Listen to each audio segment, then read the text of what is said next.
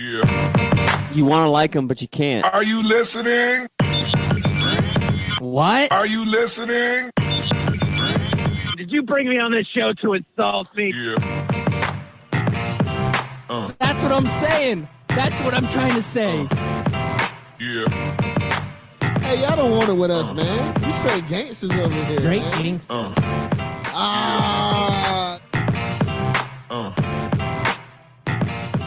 Yeah, good morning and welcome back. You are listening to Scout Team Radio.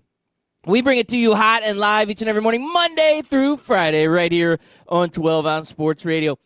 I am one of your gracious hosts. They call me Loudbeard. You are the most egotistical, self-deluded person I have ever met. Yeah, I guess that's kind of true.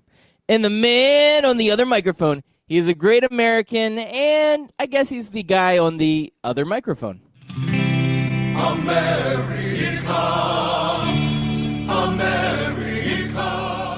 Yes, ladies and gentlemen, boys and girls, children of all ages, it is your boy, Chris America, coming to you live this Monday, September the 16th, 2019, Loudbeard. And it sounds good to finally be on the mixer again with the real mic instead of the laptop mic. I couldn't even listen to last Friday's episode. As good as it was, yeah?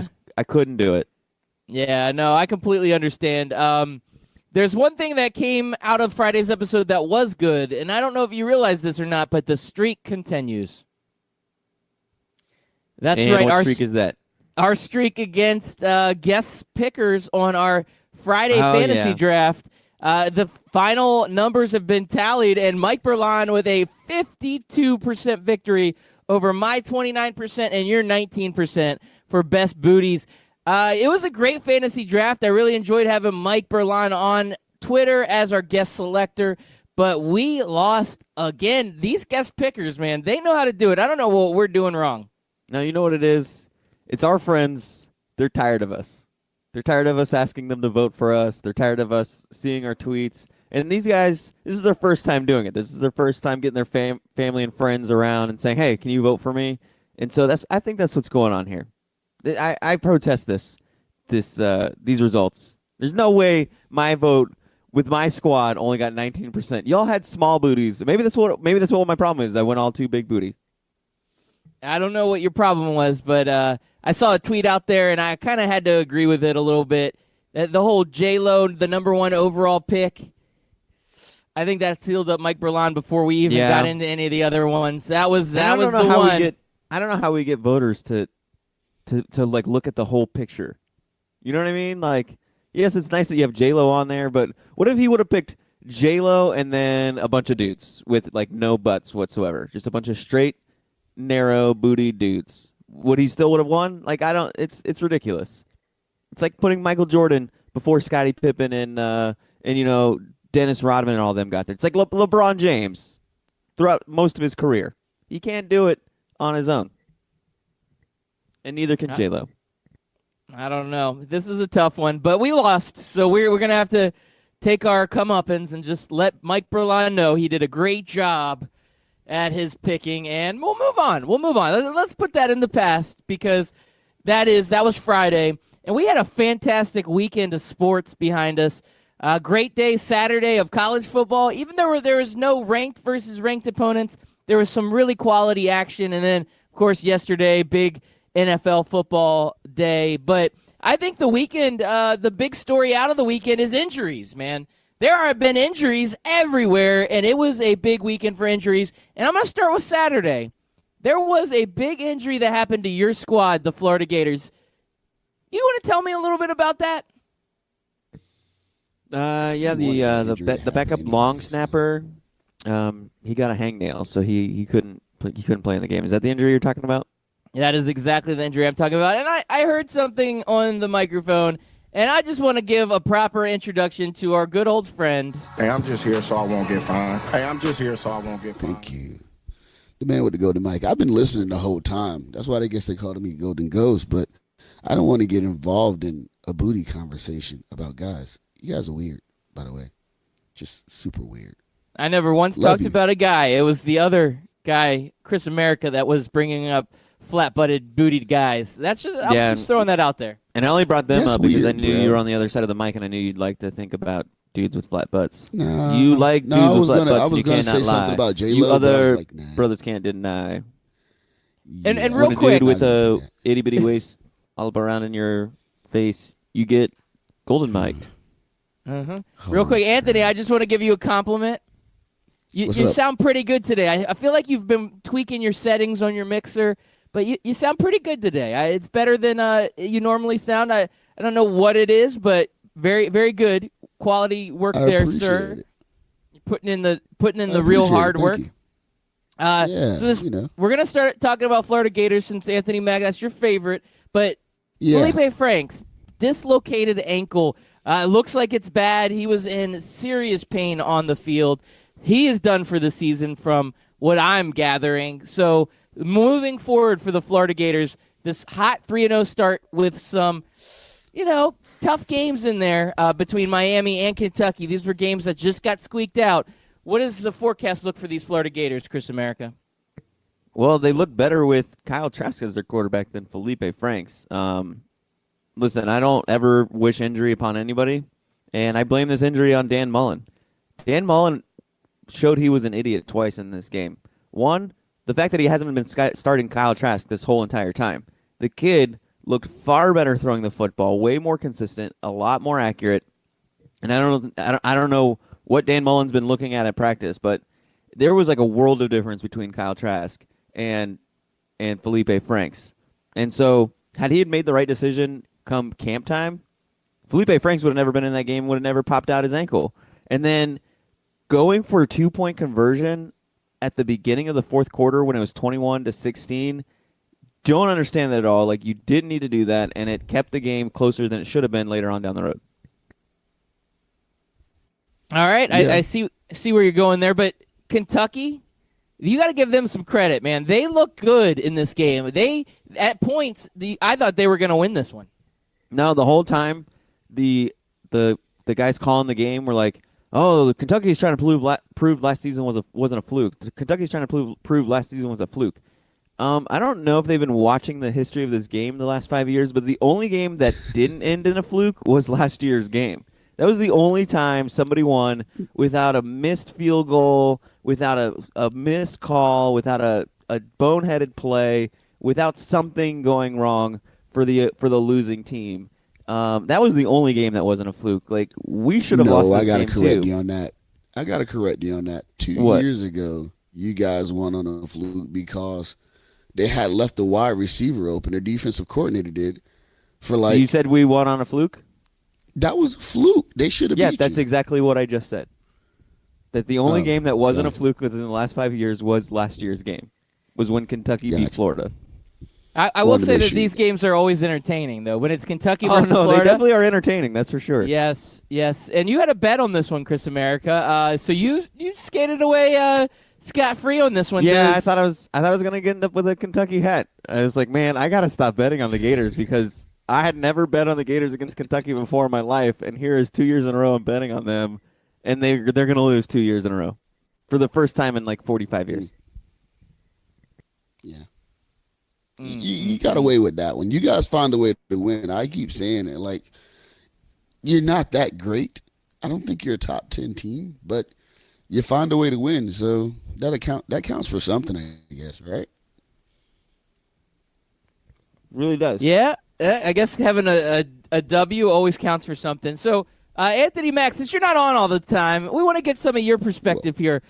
Big college football Saturday. What game stuck out the most to you, or do you want to just talk about your Florida State Seminoles and that bad call at the end of the game that prevented you guys from coming back?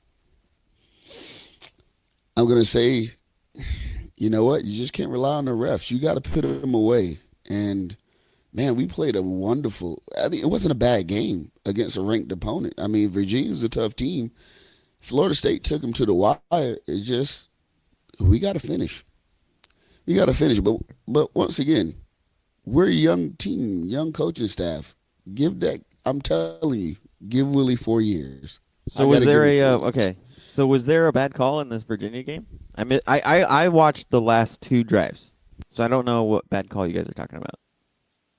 No, I believe on the Florida State game there was a clock management type thing where the refs should have had a couple extra seconds on the clock, but it didn't quite work out. Am I right on that, Anthony Mack? I was not watching this game. I was at a tailgate for a UCF game, so I didn't catch this one.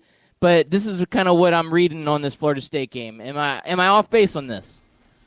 I mean, it was a couple of bad calls. I can't say one call changed the course of the game. It prevented us from, making that comeback. But at the same time, we can't leave it in the hands of the refs. The final drive of Florida State, they had 60. The final drive of Florida State had 60 penalty yards against Virginia Tech.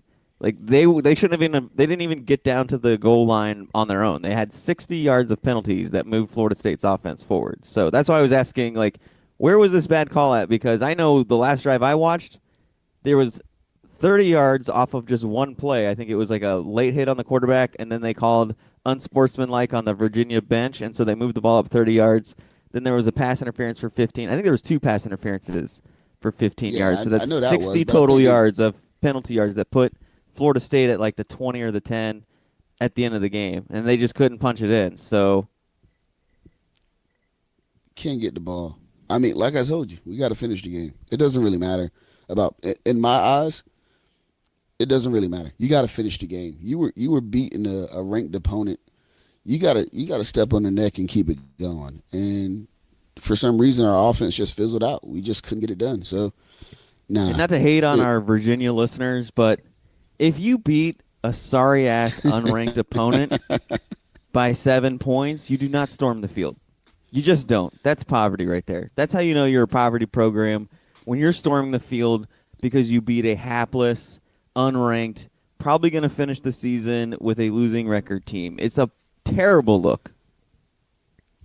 I don't think we're going to finish with a losing record. I think we're right about 500, to be honest with you. I read at 500, but it is what it is.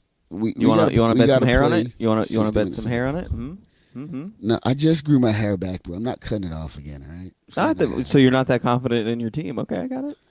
I am confident in my team. I just, listen. Just not confident in your coach. I get that. I wouldn't be confident. Come at me next year. Hey, you want to be honest with you?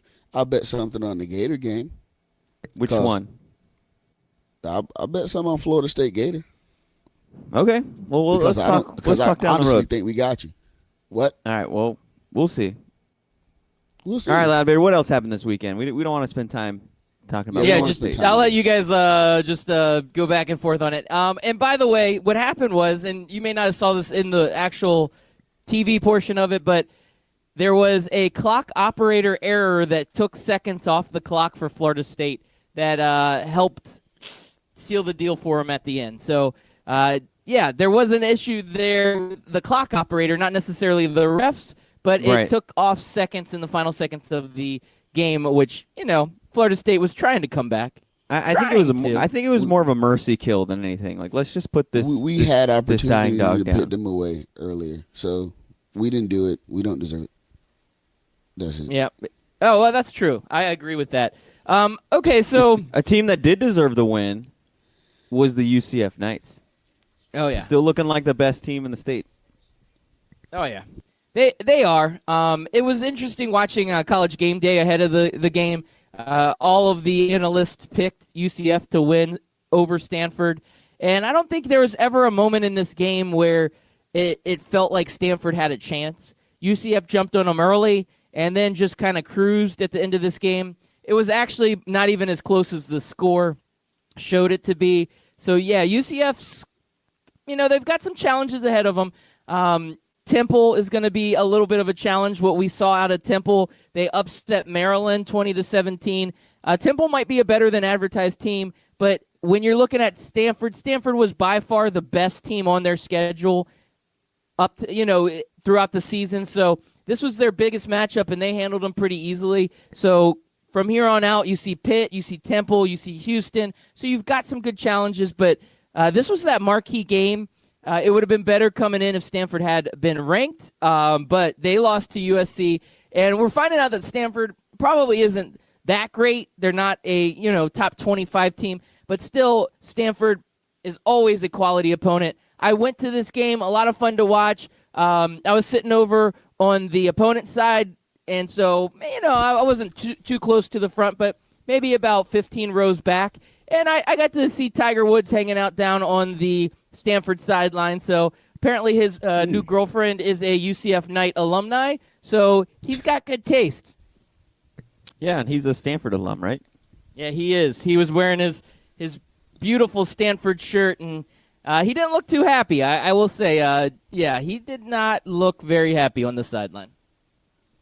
Now, I gotta ask the question: How old was Tiger's girlfriend? How old does she look? She's older or she's very young? Okay, so 15 rows back. How old do you think I think she looks like? I have no idea, man. I mean, you saw Tiger.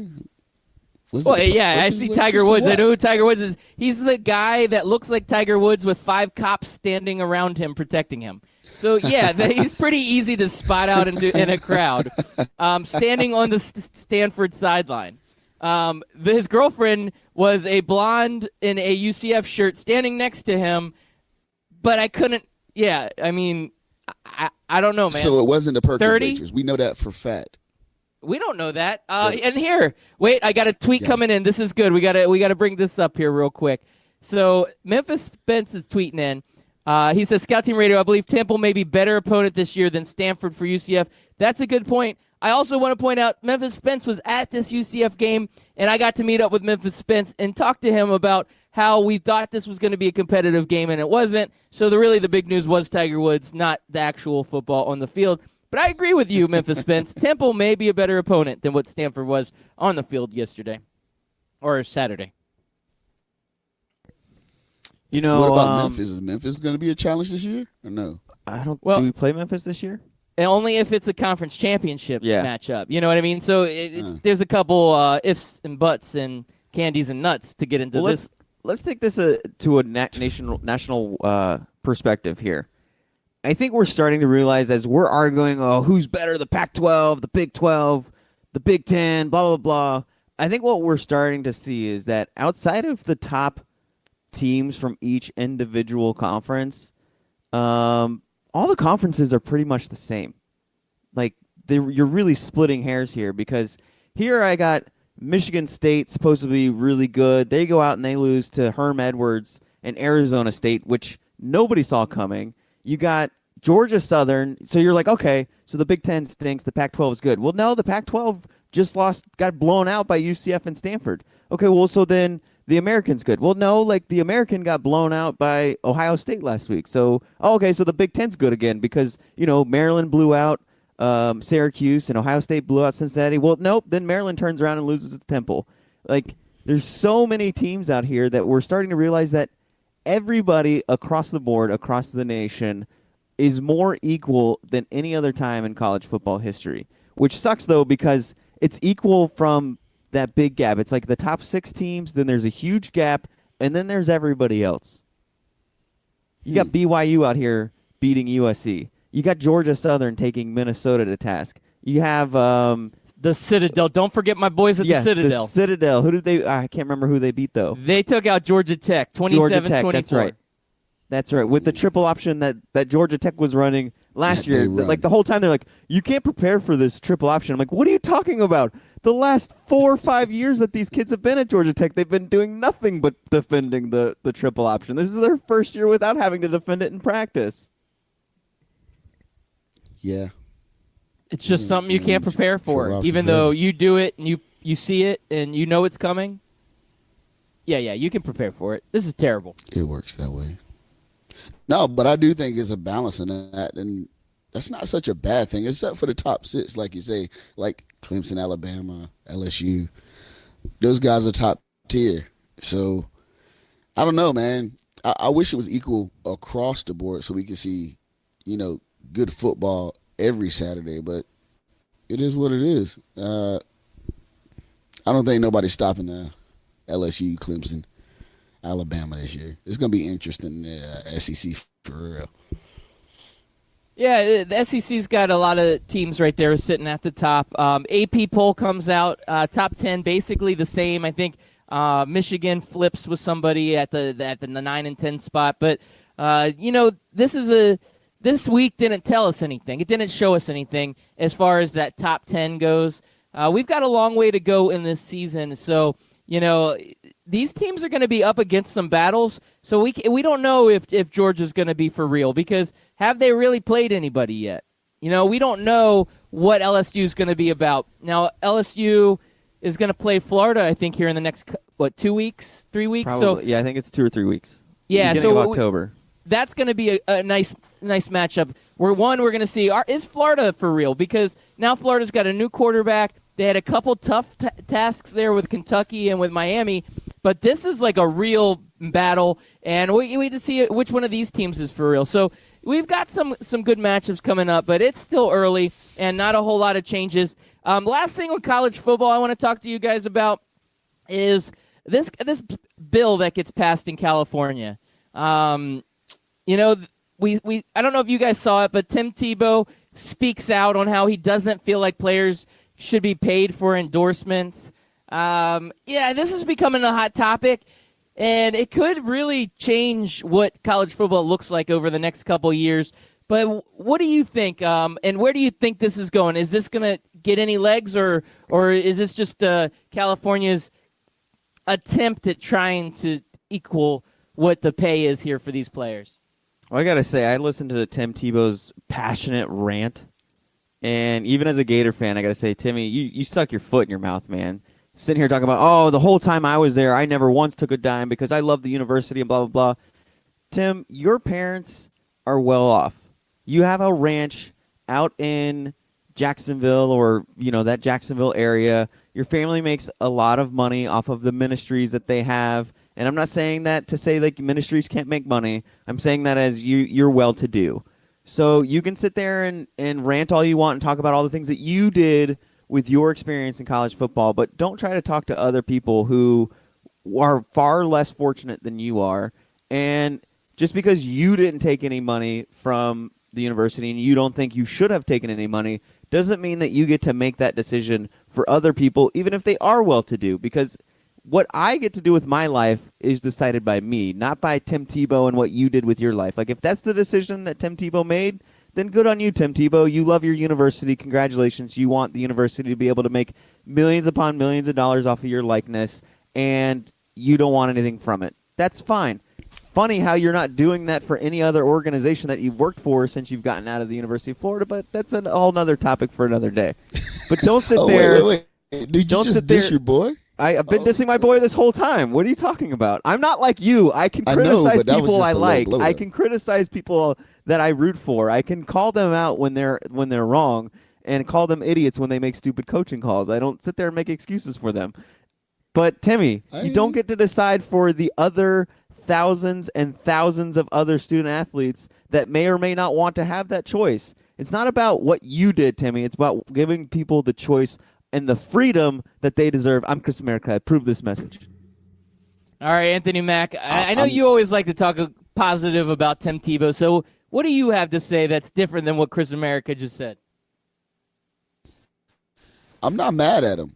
I mean, that was actually pretty good. I don't look. Like you say, he's well off. So, of course, he didn't need the college money. He probably drove a Beamer while he was on campus. You know what I'm saying? Got anything he wanted. But I know college kids that are starving. College kids that are on a football team on a D1 program that are starving. They barely eat. You know what I'm saying? And I don't know, man. We have to have – I wish people could see through other people's eyes just for like a day or two to understand why this is such a big issue and why the NCAA making $1 billion makes no sense to me. I don't get it. Like, why would you not want those kids to have some of that revenue? What does the NCAA do to get $1 billion in revenue? What do they deserve to do to get the billion? I don't get it. Tim Tebow, sorry, man, you're a clown. That was a clown statement, and I'm glad Chris America brought it to him. Because if I would have said it, and me and Chris would have been on a different page, I would have been just a hater. But nah, that was a very ignorant statement from him. Okay. So, well, Mike I like Berlant somebody chiming said in. it. Yeah, Mike Berlant's got it. Tim Tebow is a freaking idiot for the take. The best part of this law, if you don't want to sign an endorsement, you don't have to. GTFO Exactly. with that garbage take, Tim. And then he says, do you think Tim Tebow was just dehydrated when he gave that take? He's a little salty. Yeah, maybe he needed a Snickers, too, while he was at it. You're not yourself Yeah. when you're Oh, hungry there, man. Timmy. Yep, I agree He with was that. kind of angry. You know what the worst part about that statement was? It just looked so rehearsed. It looked so like it came Yeah. out of a cardboard box, and it was like a symbol here, and that's what he did, and that's exactly what he said at the camera. He It was, looked and sounded like a wrestler doing a promo. it was so bad. Hogan, I'm coming for you. All you kids out there, you need to be like me. Like, he was so passionate. Like, Oh and that's my the other thing I God. don't get is when people get so passionate about players not being able to make money. Like, why do you care? And I hate the take of, well, if they go through this, then schools like Alabama will have these boosters that'll donate tons of money. You mean like they're They doing don't already? like there's already a huge gap between Alabama and Georgia Southern.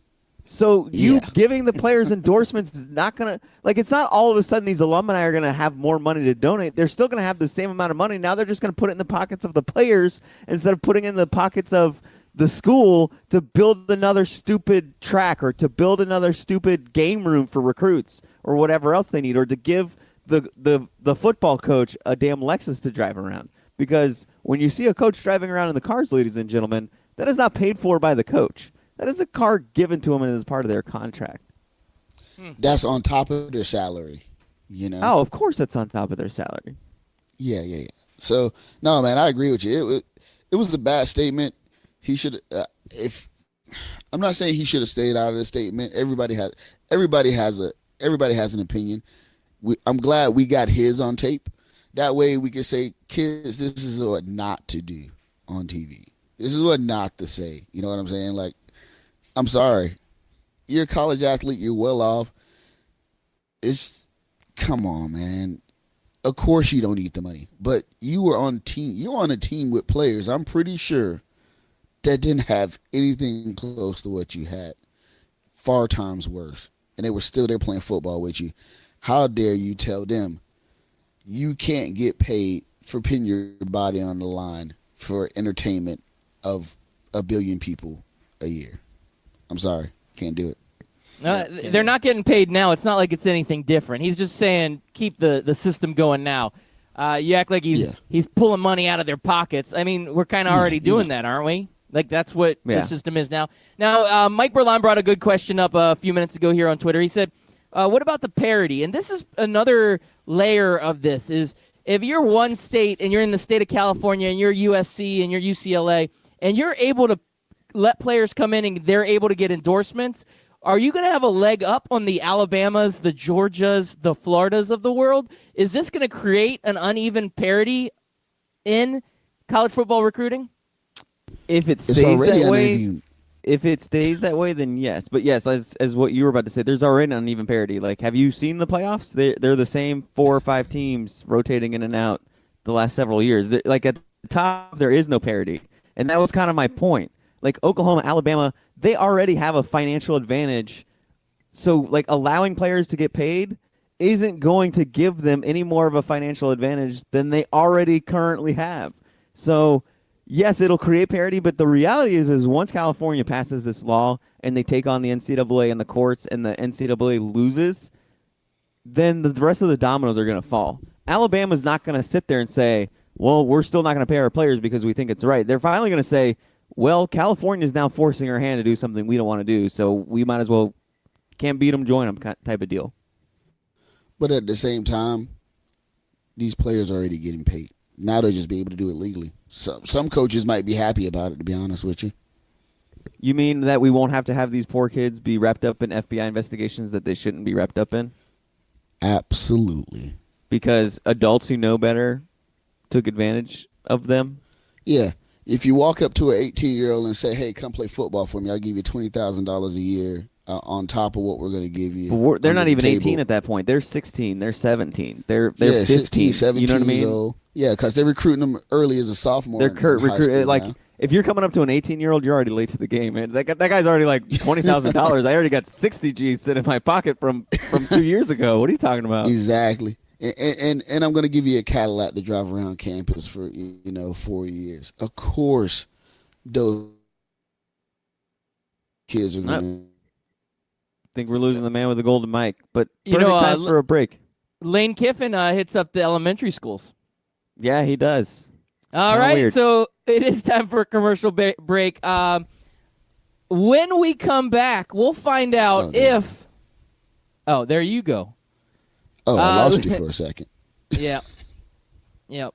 When we come back, we'll find out out of the 2-0 teams in the NFL, which one is the best one? Is it the Bills or the Patriots? I don't know. It's a good question. Bills.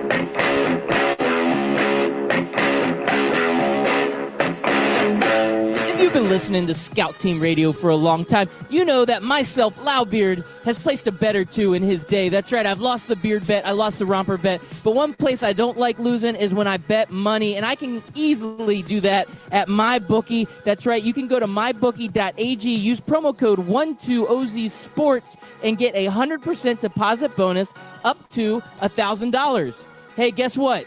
That is a lot of money. Do it.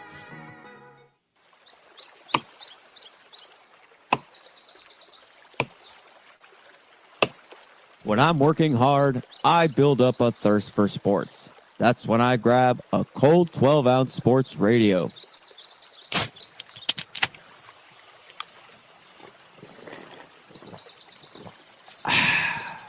"12-ounce sports radio. Quench your sports thirst."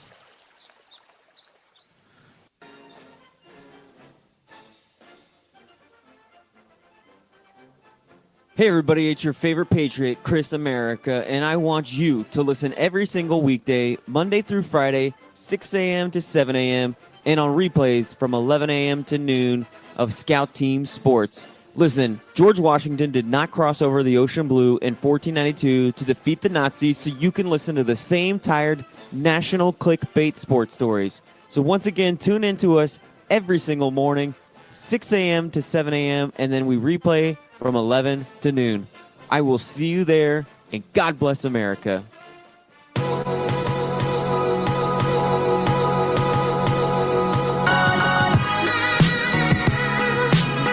I love when I hear myself with double.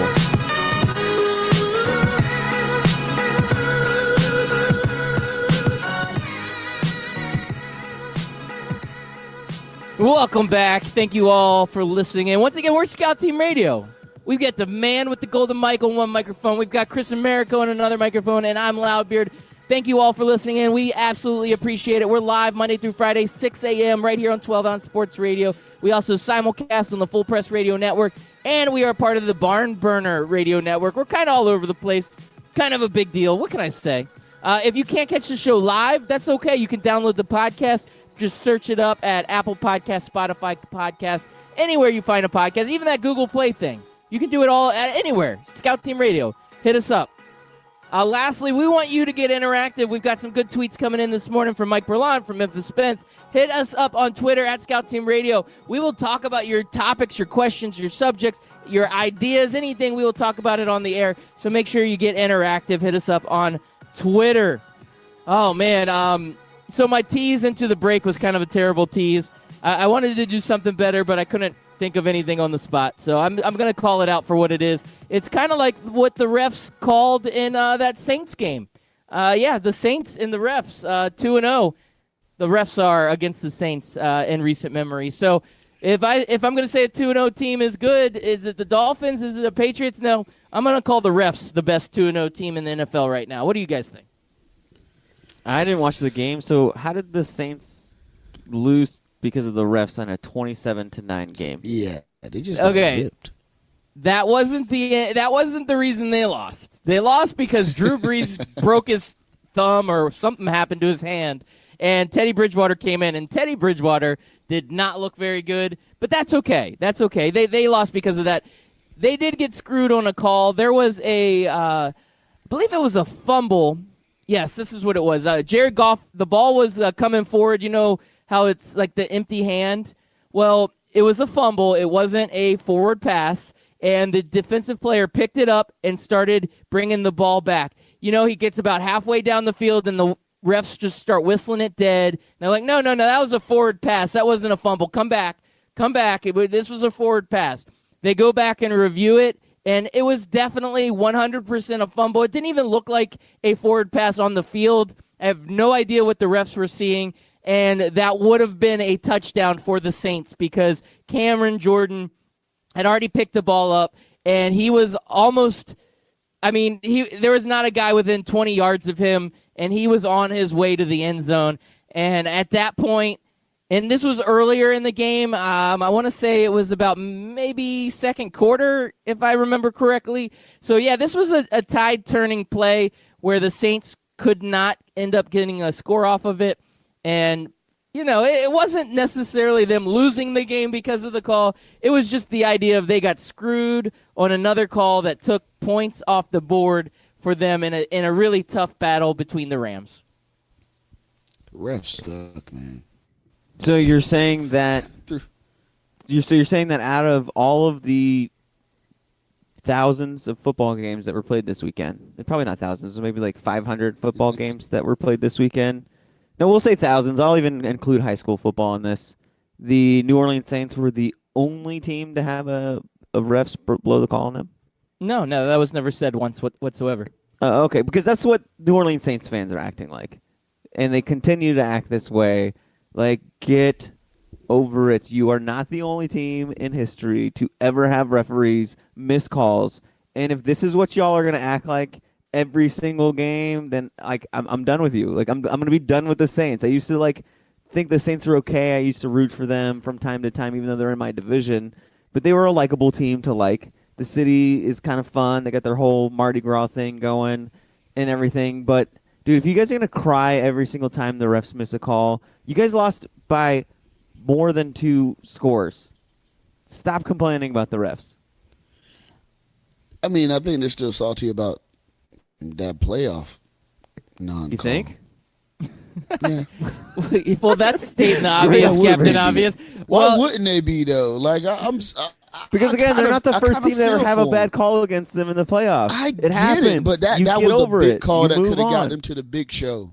It could have, would have, should have, but it didn't. So you gripe about it for one day, maybe 2, and then you move on with life.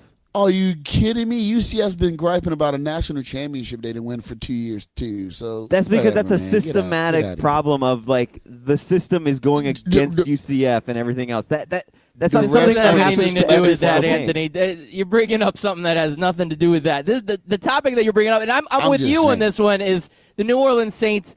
Yeah, they got screwed in that championship game. NFC Championship game. I get it. And as a fan, I think I would be salty, but I'm kind of, Chris America, I'm with you. You got to get over these things. The problem was it was against the Rams in that NFC Championship game, and this game was against the Rams. So now it brings up those old emotions, right? It's like running into an ex-girlfriend at the mall. You're like, shit. Now all these emotions start flooding, and then all of a sudden there's another bad play. So now the fans get an opportunity to jump all over this.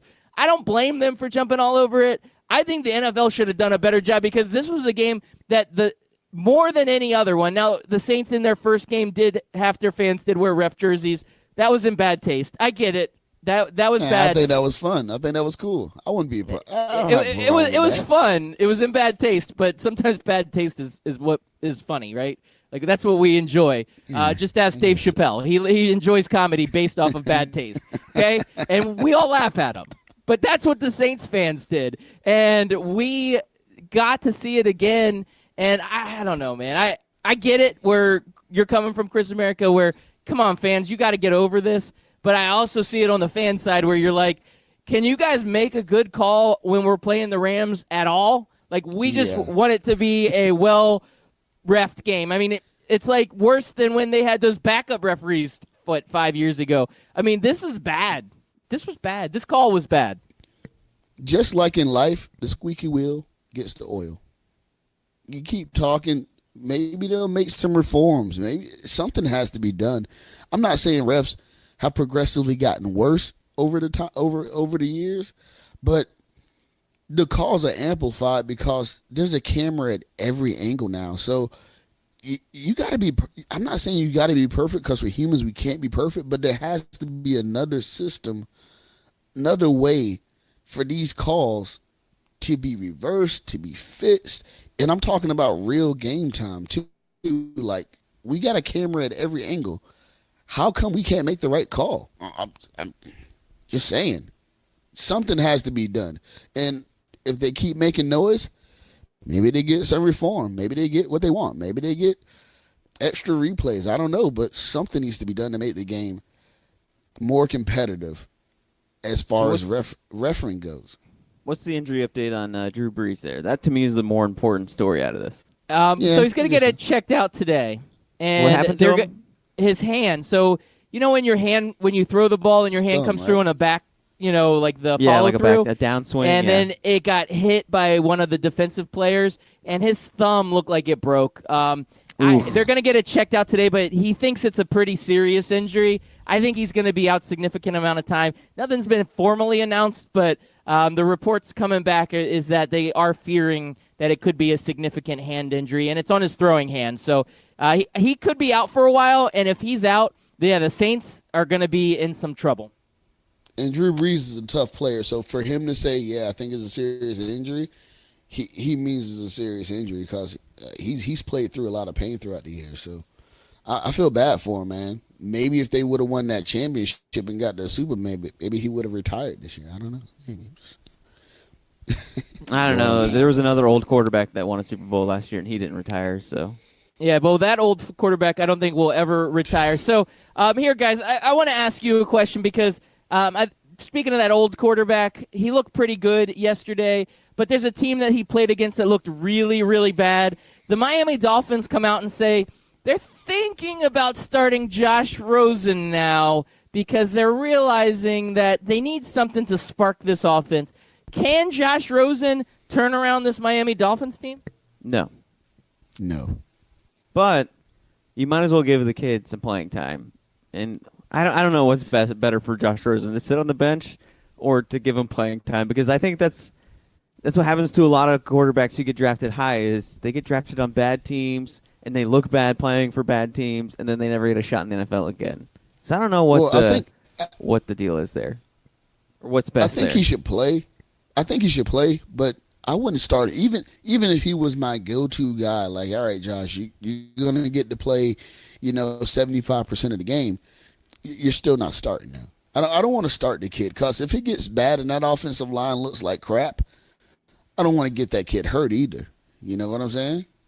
So start out the game with something different. See how my offensive line actually works and just put him in. It's not like you're going to be good this season. So, yeah, this is a test run.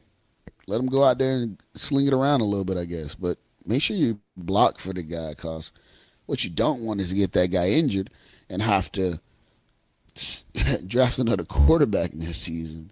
No, they're drafting another quarterback no matter what next season. That's the problem with the Dolphins is they're in tank mode. They want to tank for Tua or whatever you're going to call it. They are in that mode where they are done. This season was given up before the season even started, and Josh Rosen's not the long-term answer, but at least he would get some playing time as a starter. I think you put him in, see what he's got. If he gets injured, what do you throw Ryan Fitzpatrick back in? And then I'm sure you have a stable of Matt Moores and Chad Henneys, and you could just throw in any quarterback that sucked over the last 10 years, and the Dolphins will still do what they need to do, and that's tank. But they lose this one 43-0. What it was an 18-point favorite were the Patriots, and this was like a huge spread. And I was afraid to even look at this one on a gambling perspective. I'm like, 18 points, that's tough. And then I look at the final, 43-0. And I go back and I said, that was easy money. What was I thinking? I should have just gone all in Patriots. Yeah, I should have gone all in Patriots. Man, that was easy money. Now I'm going to ask the question about quarterbacks in the NFL. And it's going to be a quick question. You don't have to go in depth. Colin Kaepernick to Miami? It can't be too much bad. It can't be worse than what it is. It is what it is. All right, moving on. So you guys are burying the lead here. All right, go for it. Antonio Brown. Antonio Brown. Antonio Not a Brown. great game. Nobody wants to not talk a bad about that game. clown. Not a great game, not a bad game. 4 receptions, 56 yards, a touchdown. Josh Gordon completely a ghost in that game. I don't know what happened there. But Memphis Spence tweeting at us. 24/7 Sports, 24/7 Sports is reporting that Antonio Brown reportedly declined a settlement offer from the sexual assault accuser. Yes. We can speculate all we want, but to me, that looks like a sign of Antonio Brown knowing he's innocent, or at least posturing that he's innocent. What do you guys think? Yeah, that's exactly how I felt when I saw that article. I thought, man, if he's not going to take the settlement, like sometimes the settlements are just designed like, let's let this thing go away. Now he's taking the stance. I'm not guilty. I'm not going to just fold and give this person money because they're accusing me. I'm going to stand for what is right. That's what it tells me. Whether or not that's a story or not, that's a whole different ballgame. But and personally, Well, if I was accused of sexual assault, and I know for a fact I didn't do it, there's no way I'm taking a settlement. I am taking this all the way to court and defending my name. If it's something like, oh, you hit my car and I'm suing you for $500,000, then maybe I'll be like, all right, here's $250, go away. But did you guys see the video? Did you guys see the text message? The text messages aren't that great, but the videos that he posted, I mean, videos of what? They're damning. You didn't see the videos that he had of her? No, what was that? Like he posted videos of her like dancing and like sitting on the side of a bed, like they're all smiling, they're all hanging out. She's sitting on his lap, they're smiling, taking selfies and everything. I mean, I really hope the guy. You know how many? Do you know how many abused women have several videos of them and their abuser smiling and dancing and having a good time? Like, you realize like that doesn't prove or disprove any act of abuse, right? But she's claiming that it was violent, like not like it's a trainer. They went in a relationship and he took advantage of me. It's not like we were dating and he beat me. You know what I'm saying? It wasn't that type of a relationship. It was he was my trainer. She never said that he was my boyfriend or anything. So to take photos you don't have and to be videos like boyfriend that, or girlfriend to be abused and to have that abuser have a mental ownership over you. I get that, and I'm not discounting anything. That's why I said I hope to God he didn't do it. Yeah. But right now, in my eyes, the timing and everything else, it looks like she got pit up to it, man. Somebody. I mean, you could be right, but there's obviously like zero right now. There's zero evidence of rape, and there's zero evidence of her being put up to it. So. Yeah, I don't know, man. But let's go back to. Because, yeah, go ahead. No, I say I hope he didn't do it because you don't want to condemn the woman, but at the same time, like 2 years, and it's just a lot of evidence saying that she was just hanging out and she got mad because she couldn't go somewhere. I don't know, but it is what it is. It is what it is. Mike Berlon tweeted in earlier, remember on Friday when Chris America said I drafted like crap, asking for a friend? I don't think I said that you drafted like crap. I do believe I pumped up my team. But one person I do know said you drafted like crap, Mike Berlon, was your own co-host. And I think you should take that up with him, buddy. He did say that. And Chris America, just because Mike Berlon said it, I'm going to agree with him because I think you called him out and you said his was crap. So, yeah, why would you do that? That's terrible. And I refused to go back and listen because I was on the laptop mic and I can't stand listening to it. Yeah, we're lucky Mike Berlon even listens. Yeah. Oh, man. So, yeah, Antonio Brown had a decent game. We'll move on from the Patriots. There was a lot of other action on Sunday that we can talk about. Now, the Pittsburgh Steelers, they already were in tough shape, and now it looks like Ben Roethlisberger may have a significant injury. He leaves this game with an elbow injury. He's getting an MRI today to find out the severity of this elbow injury. So Roethlisberger out on the Steelers, and it looked like James Conner went out on this game also. So not only do they lose all of their great players in the offseason, they also lose all of their even okay players in the regular season. Does the Steelers season look like it is heading for disaster? Yes. So wait. No, wait. Big Ben went out when? When did he go out? Second quarter? Okay. Probably it was earlier. He went out the second game. quarter. When did Connor go out? I don't know, man. You tell me. All right. You're a host of a sports show. I'm just saying because I'm just saying because Ben went out in the second quarter, and they still come up 28-26. All right, they're 0-2, but they score more points without him. Big Ben has always been the problem on that team. I'm sorry, I don't think the backup is the answer, but they score more points without him. With a decent Seahawks team, that Seahawks team still got Russell Wilson running the show. He's not. That's not a bad. I want to defense, throw though. a scenario here at you, and I'm going to put it the Florida Gators with Felipe Franks, and then they have Kyle Trask coming in. Sometimes teams aren't prepared for what the backup quarterback brings. When your defense studies all week for the starting quarterback, and then the starting quarterback goes out, you bring in a guy, and it's just a wrinkle to that offense that all of a sudden creates a little spark. And that spark of energy brings that offense a little bit of extra pizzazz, like a Mason Rudolph, maybe a little more pep in his step than a Ben Roethlisberger. And I just want to say to you, it doesn't necessarily mean that the offense is better without Ben. We shouldn't say that. The Patriots went 11-5 the 1 year Tom Brady went hurt. It doesn't mean they were better without Tom Brady. It means that somebody could go in and just temporarily look decent in a system as the backup quarterback. So I'm not going to give them that credit. I think it hurts. If Roethlisberger's going to be out long term, this Steelers team is done. I can't argue with that, but I do think Big Ben was always the weak link on that team. Sorry. The Steelers have a little bit of tough sledding these next few weeks. So to start the season off 0-2, not a good look.